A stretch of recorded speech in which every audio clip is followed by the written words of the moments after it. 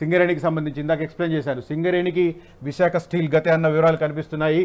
గతంలో విశాఖ స్టీల్ను ప్రైవేటు పరం చేసేందుకు ఆంధ్రప్రదేశ్లో ప్రయత్నాలు జరిగాయి. అయితే ఆ తర్వాత రాజకీయపరమైన పరిస్థితులు మారిపోవడంతో ఇప్పుడు అక్కడ తెలుగుదేశం పార్టీ తిరుగులేని ఆధిపత్యాన్ని సాధించింది. అదే రకంగా కేంద్రంలో కూడా చక్రం తిప్పే పరిస్థితికి వచ్చింది. ఈ నేపథ్యంలో కేంద్ర ప్రభుత్వం విశాఖ ఉక్కును ప్రైవేటీకరణ చేసేందుకు సాహసం చేయలేని పరిస్థితి ఏర్పడ్డది.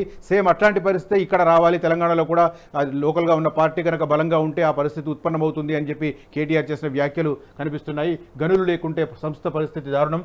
జాతీయ పార్టీలు కుమ్మక్కై ముంచేశాయి. 2028లో గెలిచేది మేమే, వేలం వేసిన గనులు వెనక్కి తీసుకుంటాం. బీఆర్ఎస్ నేత కేటీఆర్ సంచలన వ్యాఖ్యలు అని కనిపిస్తుంది. అదే సమయంలో ఉప ముఖ్యమంత్రి మల్లు భట్టి విక్రమార్క చేసిన వ్యాఖ్యలు సింగరేణిని ఉద్దేశించి కూడా ఇక్కడ మనం చూడవచ్చు. రాష్ట్రంలో బొగ్గు బ్లాకుల స్కామ్, ప్రైవేటు కంపెనీలకు కట్టబెట్టిన గత పాలకులు, భారీగా లబ్ధి పొందిన బీఆర్ఎస్ బీజేపీ, బొగ్గు గనుల వేలం ఆపాల్సిందే డిప్యూటీ సీఎం సంచలన ఆరోపణలను చూస్తుంది. ఒకసారి డీటెయిల్స్ మనకు సెకండ్ పేజీలో కనిపిస్తున్నాయి.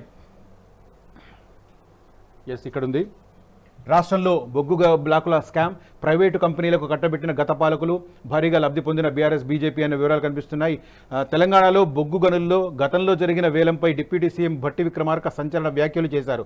గోదావరి బేసిన్లోని బొగ్గు గనులు కోయగూడెం, సత్తుపల్లి బొగ్గు గనులకు బీజేపీ, బీఆర్ఎస్ పార్టీలు ప్రైవేటు కంపెనీలకు అప్పగించాయి. ఈ రెండు పార్టీలకు ఎలక్టోరల్ బాండ్ల ద్వారా లబ్ధి చేకూరింది. 2021 కోల్ బ్లాకుల వేలంలో సింగరేణి కంపెనీ పాల్గొనేందుకు ఆసక్తి చూపించినా కూడా మాజీ సీఎం కేసీఆర్ వద్దని ఏకపక్ష నిర్ణయం తీసుకున్నారు. అంటే వాళ్ళ అధికారంలో ఉన్నప్పుడు ఒక రకంగా చేసి ఇప్పుడు అధికారం మారిన తర్వాత కేటీఆర్ ఇంకో రకంగా మాట్లాడుతున్నారు. అంటే గతంలో నామినేషన్ పద్ధతిలో వేరే వాళ్లకు దారదత్తం చేసి అదే రకంగా సింగరేణిని ఆ వేలంలో పాల్గొనకుండా చూసి ఇప్పుడు మళ్ళీ దానికి డిఫరెంట్గా కేటీఆర్ మాట్లాడుతున్నాడు. విచిత్రంగా కనిపిస్తుంది. ఇక్కడ 2021లో కోల్ బ్లాక్ల వేలంలో సింగరేణి కంపెనీ పాల్గొనేందుకు ఆసక్తి చూపించినా కూడా మాజీ సీఎం కేసీఆర్ వద్దని ఏకపక్ష నిర్ణయం తీసుకున్నారు. Aurobindo group of company, Aurocoal company, Shri Avantika contractors, Pratima గ్రూపులకు కోల్ బ్లాకులు అప్పగించేందుకే బీఆర్ఎస్ సింగరేణిని వేలంలో పాల్గొనకుండా చేసింది.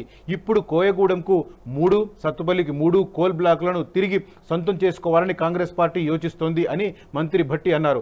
కొత్త బొగ్గు గనులు దక్కించుకోకపోతే సింగరేణి చరిత్రలో కలిసిపోతుందని వ్యాఖ్యానించారు. ఓవరాల్గా సింగరేణి మనుగడ సాధించాలంటే గనులను కాపాడుకోవాల్సిన అవసరం ఉంది. ఆ గనులు గనక ప్రైవేటు పరమైతే అప్పుడు సింగరేణి దగ్గర గనులు లేకపోతే అప్పుడు సింగరేణి సంస్థనే మనుగడలో ఉండే అవకాశం లేదు. దానికి సంబంధించి డీటెయిల్స్ చూడవచ్చు.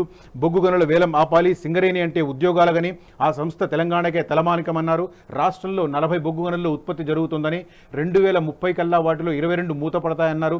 ఇప్పుడున్న 70 మిలియన్ టన్నుల ఉత్పత్తి 15 టన్నులకు పడిపోతుందన్నారు. కొత్త బొగ్గు గనులను సంపాదించుకోకపోతే సింగరేణి చరిత్రలో కలిసిపోతుందని, దేశంలో ఉన్న బొగ్గు గనులను ప్రభుత్వ సంస్థలకు దక్కకుండా చేయాలని బీజేపీ చట్టం తీసుకొచ్చిందన్నారు.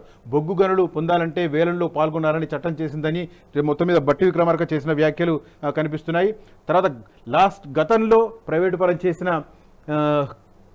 బీఆర్ఎస్ పార్టీకి సంబంధించిన నాయకులు ఇప్పుడు మళ్ళీ డిఫరెంట్గా మాట్లాడుతున్నారు. అధికారంలో ఉంటే ఓ రకంగా, అధికారం పోతే ఓ రకంగా నాయకులు మాట్లాడుతుండడానికి ఇంతకంటే పెద్ద నిదర్శనం ఇంకోటి మనం చెప్పుకోనక్కర్లేదు. సింగరేణికి విశాఖ స్టీల్ గతే, గనులు లేకుంటే సంస్థ పరిస్థితి దారుణం. జాతీయ పార్టీలు కుమ్మక్కై ముంచేశాయి. 2028లో గెలిచేది మేమే, వేలం వేసిన గనులు వెనక్కి తీసుకుంటాం. బీఆర్ఎస్ నేత కేటీఆర్ సంచలన వ్యాఖ్యలు. సింగరేణికి కూడా ఏపీలోని విశాఖ స్టీల్ ప్లాంట్ పరిస్థితి వచ్చే అవకాశం ఉందని బీఆర్ఎస్ వర్కింగ్ ప్రెసిడెంట్ కేటీఆర్ సంచలన వ్యాఖ్యలు చేశారు. సింగరేణికి గనులు దక్కకపోవడానికి కారణం బీజేపీ, బీఆర్ఎస్ పార్టీలనే కారణమని డిప్యూటీ సీఎం భట్టి విక్రమార్క చేసిన కామెంట్లకు కేటీఆర్ కౌంటర్ ఇచ్చారు.